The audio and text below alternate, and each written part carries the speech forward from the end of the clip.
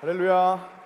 3일 저녁 예배 나오신 여러분들을 주님의 이름으로 환영합니다. 또한 이 찬양의 문을 열어주신 IMC 50 찬양팀과 글로리아 찬양대에게 하나님의 은총과 하나님의 사랑이 가득 넘치길 주님의 이름으로 축복합니다.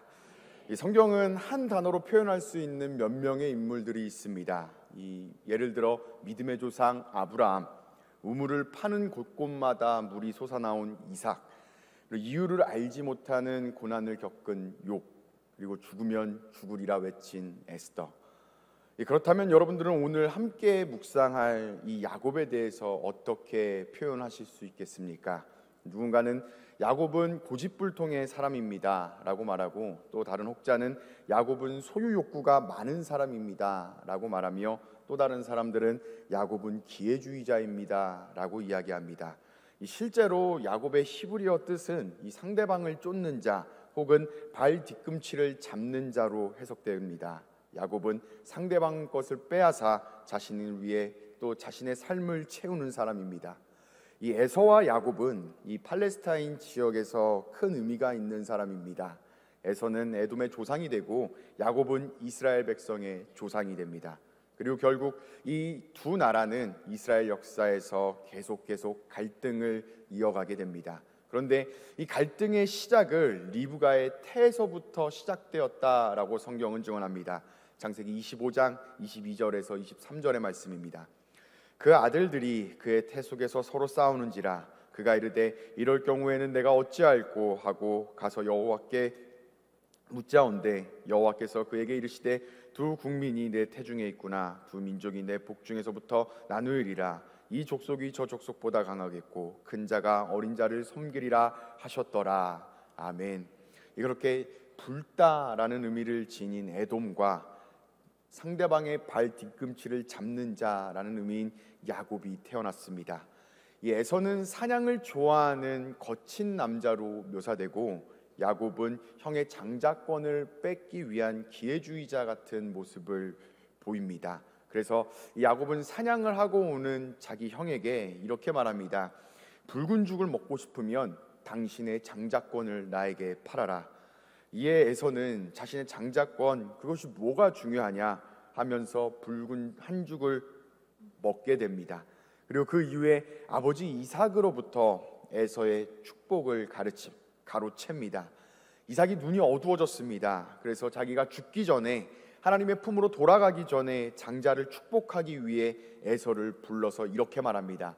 나를 위하여 사냥하고 내가 즐기는 별미를 만들어 내게 가져와서 나를 먹게 하라. 내가 죽기 전에 내 마음껏 너를 축복하겠다. 그런데 이 이야기를 누가 듣는지 아십니까? 바로 그의 아내 리브가가 듣습니다. 이삭의 아내 리브가가 이 이야기를 듣고 이 야곱을 불러서 너의 형 축복을 가로채라 라고 이야기합니다. 왜 리브가는 야곱에게 형의 축복권을 받게 했을까요?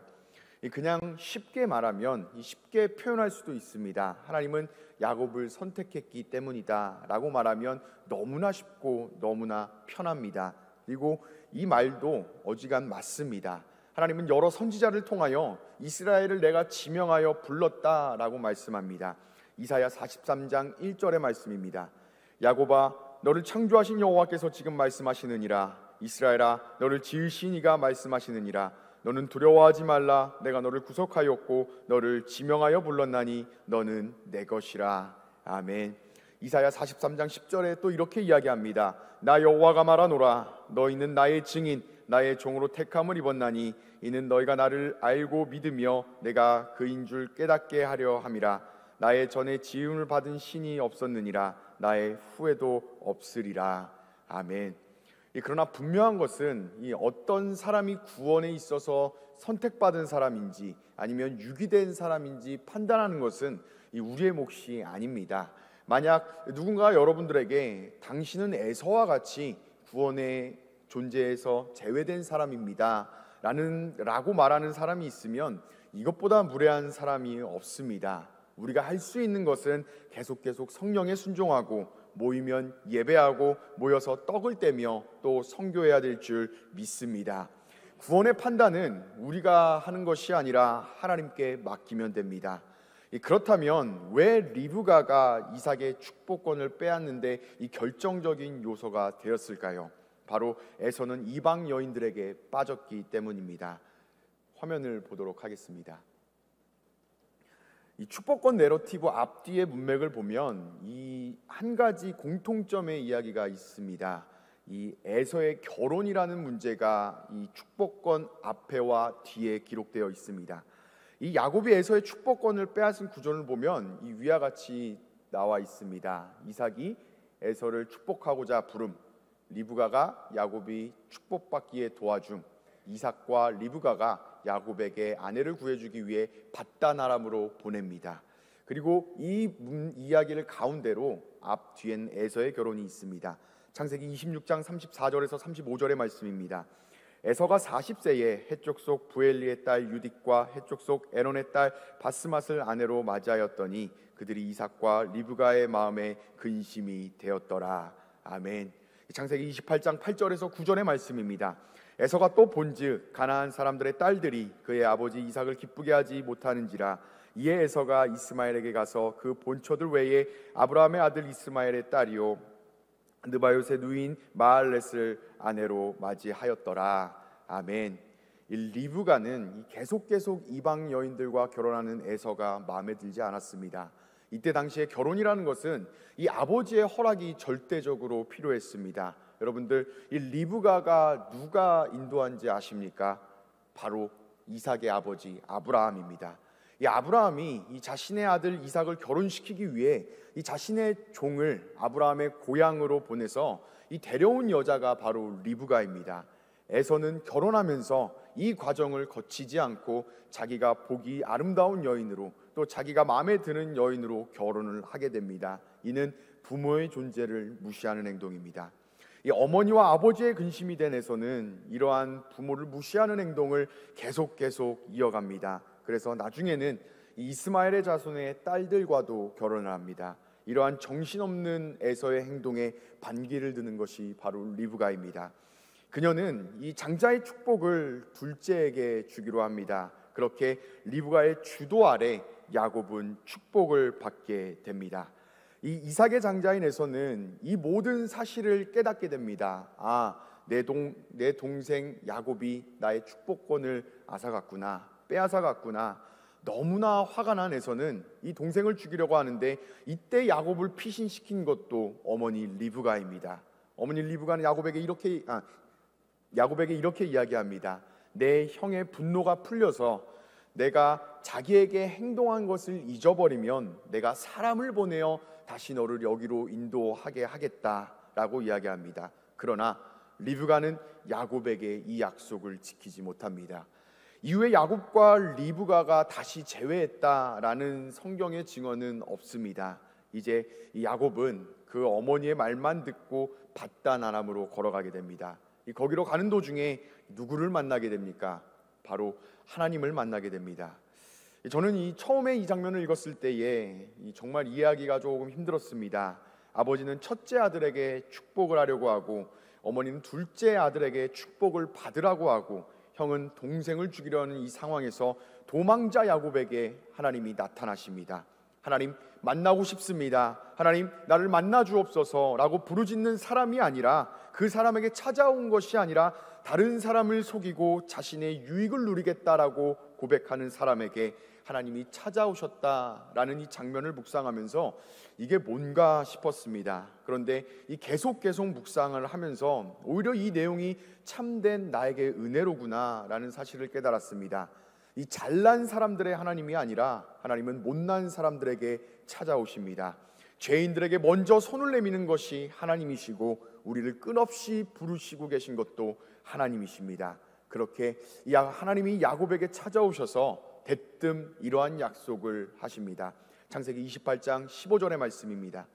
내가 너와 함께 있어 내가 어디로 가든지 너를 지키며 너를 이끌어 이 땅으로 돌아오게 할지라. 내가 내게 허락한 것을 다 이루기까지 너를 떠나지 아니하리라 하신지라. 아멘. 아무것도 없는 야곱에게, 살기 위하여 도망치는 야곱에게 하나님이 찾아오셨습니다. 그리고 야곱은 이 외삼촌 라반의 집에서 20년을 살게 됩니다. 그는 그곳 밧단 아람에서 아내 2명과 또 11명의 아들과 1명의 딸, 그리고 많은 재물들을 얻게 됩니다. 여러분들, 그의 이름이 무엇입니까? 야곱입니다. 내가 남을 속이거나 아니면 외삼촌 라반이 나를 속이는 삶을 계속 살아오는 삶이 바로 야곱의 삶입니다. 그렇게 이 밧단 아람에서 야곱이 가정도 꾸리고 많은 부를 거느리게 되었을 때에 갑자기 또 하나님께서 찾아오십니다. 창세기 31장 3절의 말씀입니다. 여호와께서 야곱에게 이르시되 내 조상의 땅 내 족속에게로 돌아가라. 내가 너와 함께 있으리라 하신지라. 아멘. 이 리브가가 야곱에게 어떻게 약속했습니까? 내가 너를 다시 여기로 인도해 주겠다라고 약속했습니다. 그러나 이 야곱을 부른 것은 그의 어머니 리브가가 아니라 하나님이십니다. 지금 이 하나님께서 야곱의 인생을 인도하고 계십니다. 그렇게 야곱은 이 밧단 아람에서 이 축복이라면 축복이라고 말할 수 있는 어마어마한 부자가 되어 자신의 아내와 자녀들과 함께 이제 자기의 고향으로 돌아갈 준비를 합니다. 이제 무사히 고향으로 돌아가기만 한다면 그가 그렇게 바라던 땅의 축복, 자손의 축복, 재물의 축복 모두를 갖게 됩니다. 축복을 그렇게 갈망하던 야곱, 과연 야곱은 자신의 고향으로 들어가면 내가 원하는 축복을 다 얻었구나 라고 생각을 했을까요? 이 시간 이 성경이 야곱을 통하여 말하고 있는 진정한 축복에 대해 묵상함으로 함께 은혜를 나누도록 하겠습니다. 첫째로, 축복의 시작은 심령이 가난해지는 것입니다. 우리 다 함께 24절 전반절의 말씀을 합독하도록 하겠습니다. 시작. 야곱은 홀로 남았더니. 아멘. 이제 야곱은 이 형 에서의 분노를 풀어주기 위하여 이 작전을 짭니다. 우선 이 자기의 가축을 2떼로 나누기 시작합니다. 그리고 거기서 이 에서를 위한 선물을 이 떼를 나누어 준비합니다. 여기서도 야곱은 자신의 생각으로 이 문제를 풀려고 합니다. 이 자신의 힘과 자신의 방법으로 지금 문제를 풀어보려고 하는 야곱을 보면 그의 이름이 왜 야곱인지 알게 되는 대목입니다. 사실 이 야곱과 같이 누구든 이렇게 계획할 수도 있습니다. 지금 이 야곱의 전략은 어찌 보면 이 최선의 전략이고 가장 현실적인 방법입니다. 그러나 이 사람이 아무리 자기의 길을 계획할지라도 하나님께서 인도해 주시지 않으신다면 모든 것이 무의미합니다. 여기서 에서가 야곱을 죽이게 된다면 자신의 모든 가족과 자기가 지금까지 소유했었던 모든 가축들이 다 죽어버리는 상황이 나타납니다. 이 축복을 향해 달렸었던 그는 이제 다시 혼자가 되었습니다. 이삭에게 축복을 받아 형에게 도망칠 때에도 혼자였고, 가정을 크게 이루고 큰 부자가 된 지금도 야곱은 형에게 벌벌 떨며 혼자 남아 있습니다. 다시 이 야곱의 손에는 아무것도 없게 되었습니다. 그의 마음이 얼마나 공허하고 허탄할까요? 그러나 이때가 하나님을 만날 기회입니다. 예수님께서는 산상수훈의 8복을 이렇게 시작하십니다. 심령이 가난한 자는 복이 있나니 천국이 그들의 것이로다. 아멘. 내가 얼마나 부족한 사람이고 아무것도 만들어낼 수 없는 나의 절대적 가난을 깨닫는 것이 은혜의 시작이다 라고 예수님이 말씀하십니다. 이 역설, 가난한 사람이 축복을 받는다, 축복을 누린다, 자신이 무엇을 가지고 있다 하는 교만한 마음으로 하나님의 나라에 들어갈 수 없다고 예수님께서 말씀하십니다. 모세의 율법을 가지고 있다는 바리새인들도, 하나님의 성전을 지키고 있다는 서기관들도 예수님을 받아들일 수 없었던 이유는 자신이 가난하다고 인정하지 않았기 때문입니다. 이 담임 목사님께서 6월 첫 번째 새벽 설교 때에 이러한 말씀을 하셨습니다. 인간은 구원에 있어서 절대적인 빈곤에 처해져 있다. 심령이 가난한 것이 축복의 시작입니다. 아니, 하나님의 일하심의 시작입니다. 여러분들, 이 다윗이 그렇지 않습니까? 이 밧세바를 범하고 나서 그가 하나님께 어떻게 간구합니까? 시편 51편 5절의 말씀입니다. 내가 죄악 중에 출생하였으며 어머니가 죄 중에 나를 잉태하였나이다. 아멘. 하나님, 나는 죄인도 아니라 그냥 죄입니다.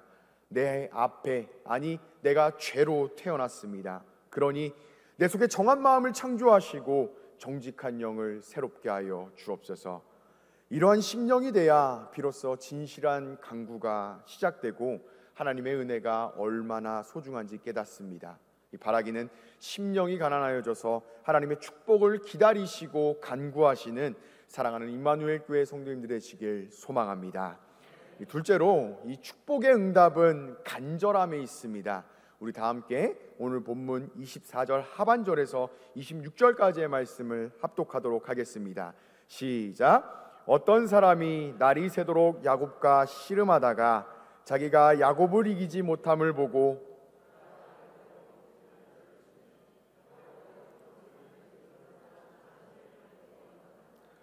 그가 이르되 날이 새려하니 나로 가게 하라. 야곱이 이르되 당신이 내게 축복하지 아니하면 가게 하지 아니하겠나이다. 아멘. 홀로 있는 야곱에게 이 어떤 사람이 다가와 씨름을 걸었다라고 이야기합니다. 그런데 이 야곱이 그를 놓아주지 않고 그의 옷자락을 끝까지 붙듭니다. 그리고 그는 이렇게 소리칩니다. 당신이 내게 축복하지 아니하면 가게 하지 않겠습니다. 나를 축복하소서, 나를 축복하소서. 지금 이 자신이 20년 동안 이룬 것이 한순간에 무의미하게 되었습니다. 여기서 그가 붙잡는 것은 하나님의 천사의 옷자락밖에 없습니다. 이 그의 인생을 천천히 생각해 보면 그의 인생의 시작은 이 붙잡음에서 시작됩니다. 첫 번째는 형의 발을 붙잡았습니다. 그리고 나중에는 형의 축복을 붙잡자 그는 도망쳤습니다. 그러나 이제 드디어 야곱은 하나님의 옷자락을 잡게 됩니다. 여러분들, 이 야곱의 간절함이 보이십니까? 이 심령이 가난한 상태에서 나오는 간절함, 이 모습을 보면서 예수님께서 팔복의 두 번째 내용을 기억났습니다. 애통하는 자는 복이 있나니 그들이 위로를 받을 것이다. 이 예수님께서는 이 야곱과 같이, 이 지금 야곱의 처한 상황과 같이 그러한 애통함으로 나온 사람들을 다 위로해 주셨습니다. 이 앞이 보이지 않는 바디메오가 이 예수님께서 지나가신다라는 이야기를 듣자 그는 이렇게 소리칩니다. 다윗의 자손 예수여, 나를 불쌍히 여기소서. 이 바디메오가 예수님이 동쪽에 있는지 서쪽에 있는지 북쪽에 있는지 아니면 남쪽에 있는지 알지 못합니다. 그런데 계속 소리치기 시작합니다. 이 소리를 들은 이 예수님 주변에 있는 사람들과 제자들은 이 바디메오를 혼내기 시작합니다. 잠잠해라, 조용히 해라, 떠들지 말아라. 예수님이 지나가시니까 너는 지금 잠잠히 해라. 이러한 소리를 듣는 상황에서 바디메오는 다시 한 번 더 소리치기 시작합니다. 다윗의 자손 예수여, 나를 불쌍히 여기소서. 이 자신의 절대적인 가난을 깨달은 자, 내가 나를 치유할 수 없고 내가 내 아들과 딸을 치유할 수 없는 상황에서 그들이 붙잡는 것은 주님의 이름이고 주님의 옷자락입니다. 이때 예수님은 이러한 간절함들을 외면하지 않으셨습니다. 그들을 만져주시고 그들을 치유하시며 그들을 다시 일으켜 세워주셨습니다. 이렇게 간절함은 응답의 시작입니다. 이 담임 목사님께서 항상 기도할 때마다 이 다른 사람이 이 나의 기도를 들었을 때 하나님이 저 사람의 기도는 진짜 들어주시겠다라는 그러한 생각이 들 정도로 간절하게 기도해라 라고 우리에게 가르쳐 주십니다. 바라기는 기도하는 여러분들 삶에 이 간절한 기도로 말미암아 하나님의 치유와 세우심을 경험하시는, 또한 그러한 축복을 누리시는 임마누엘 교회 성도님들의 지길 소망합니다. 마지막으로 이 진정한 축복은 이스라엘이 되는 것입니다. 오늘 본문 28절에서 29절의 말씀을 다 함께 합독하도록 하겠습니다. 시작. 그가 이르되 내 이름을 다시는 야곱이라 부를 것이 아니요 이스라엘이라 부를 것이니 이는 내가 하나님과 및 사람들과 겨루어 이겼음이니라. 야곱이 청하여 이르되 그 사람이 이르되 어찌하여 내 이름을 묻느냐 하고 거기서 야곱에게 축복한지라. 아멘. 여러분들, 각 사람마다 이름이 있습니다. 그리고 그 이름에는 뜻이 있고 소망이 있습니다. 제 이름은 김대영입니다. 뜻은 크게 빛나다라는 뜻을 가지고 있습니다. 이제 드디어 야곱은 하나님께 응답을 받게 됩니다. 그런데 그 응답을 천천히 보면, 하나님께서 허락하신 그 축복을 천천히 보면 그의 이름이 바뀌는 것입니다. 여러분들, 이 뭔가 이상하지 않습니까? 야곱이 왜 벌벌 떨고 있습니까? 지금 야곱이 두려워하고 있는 존재는 누구입니까? 바로 에서입니다. 하나님께서 축복하실 때에 내가 너를 에서로부터 보호해 주겠다가 아니라 너의 이름은 이제 야곱이 아니라 이스라엘이다 라고 축복해 주십니다. 하나님이 야곱에게 가르쳐 주고 싶었었던 그 내용은 무엇이었을까요? 바로 축복은 이스라엘이 되는 것입니다. 여러분들, 이스라엘의 히브리어 원어적 뜻을 보면 두 가지가 있습니다. 하나님의 통치하심, 하나님께서 싸워주심이라는 두 가지의 뜻이 있습니다. 저는 여러분들이 자손의 축복과 이 땅의 축복을 누리시길 간절히 소망합니다. 그러나 이 성경은 야곱을 통하여 우리에게 가르치는 축복은 바로 우리의 정체성입니다. 너가 인생을 살아가기 위해서 다른 사람의 발목을 잡아가며 살아가는 인생이 아니라 내가 너의 인생을 통치하고 내가 너를 위하여 싸워주는 인생이다 라는 것을 하나님은 가르쳐 주십니다. 이것이 참된 축복입니다. 하나님께서는 야곱을 그의 평생에 걸쳐 이 정체성 하나를 깨닫는 자리까지 인도하십니다. 이러한 내용이 이 창세기에 있다라는 것이 얼마나 감사하고 위로가 되는지 모릅니다. 그러나 저는 이 야곱을 묵상하면서도 이 내용을 알면서도 깨닫지 못합니다. 사랑하는 성도 여러분, 야곱이 이 일이 있기 전에, 천사와 씨름을 하기 전에 야곱이 무엇을 본지 아십니까? 창세기 32장 1절에서 2절의 말씀입니다. 야곱이 길을 가는데 하나님의 사자들이 그를 만나는지라. 야곱이 그들을 볼 때에 이르기를 이는 하나님의 군대라 하고 그 땅 이름을 마하나임이라 하였더라. 아멘. 에서의 분노를 풀어주기 위해 자기의 무리를 두 떼로 나누고 형을 위해 선물을 준비하기 전에, 또 이 야복 강가에서 천사와 씨름을 하기 전에 그가 본 것은 하나님의 사자들, 하나님의 군대를 보았습니다. 하나님의 군대가 이 야곱을 위하여 대기하고 있고 준비하고 있음을 보았습니다. 그리고 야곱이 이 야복 강가에서 마지막 하나님께, 아니 자기 스스로 이렇게 고백합니다. 창세기 32장 30절의 말씀입니다. 그러므로 야곱이 그곳 이름을 분이엘이라 하였으니 그가 이르기를 내가 하나님과 대만하여 보았으나 내 생명이 보존되었다 함이더라. 아멘. 야곱이 이렇게 고백합니다. 내가 하나님의 얼굴을 보고도 살았구나. 여러분들, 하나님의 얼굴을 보았다, 그리고 내가 살았다라는 증언은 야곱밖에 없습니다. 하나님께서 내가 어디로 가든지 내가 너와 함께하고 너를 인도하겠다라는 그 베델에서의 약속을 계속 지키고 계심을 보고 계십니다. 우리는 이 하나님의 인도함을 받는, 아니 하나님의 다스림을 받는 이스라엘입니다. 이 내용이 야곱을 통하여 이 성경이 말하는 진정한 축복입니다. 바라기는 이 놀라운 사실을 기억하셔서 이 땅에서 하나님의 사람으로 하나님의 통치로 살아가시고 하나님께서 여러분들을 위하여 싸워주심을 기억하시는, 그리고 매일매일 승리하시는 사랑하는 임마누엘 교회 성도님들 되시길 주님의 이름으로 소망합니다. 기도하겠습니다. 하나님, 은혜를 감사드립니다. 우리의 삶은 야곱과 같습니다. 나그네 같은 야곱에게 찾아오셔서 하나님의 약속을 보이셨고 그의 인생을 틈틈이 인도하셨음을 이 시간 묵상했습니다. 축복을 갈망하는 그의 인생에 진정한 축복이 무엇인지 가르쳐 주셨던 것 같이 우리에게도 새로운 통찰을 허락하셔서 하나님께서 허락하시는 축복을 우리가 누리게 하여 주옵소서. 우리의 심령이 가난하게 하시고 우리가 그 간절함으로 애통하게 하시며 우리의 정체성이 날로 새로워 굳건히 설 수 있도록 인도하여 주옵소서. 그리하여 하나님의 다스림 아래 살아가 이 세상을 능히 이기는 믿음을 허락하여 주옵시고 우리를 위하여 항상 싸우시는 하나님의 군대가 있음을 기억하게 하여 주옵소서. 하나님, 우리에게는 믿음이 더욱더 필요합니다. 이 말씀을 더욱더 의지할 수 있는 믿음을 주셔서 원수가 매일매일 던지는 불신을 이길 수 있는 은혜를 허락하여 주옵소서. 이번 한 주는 서비스업에 종사하는 사람들에게 친절히 대하겠습니다를 결단했습니다.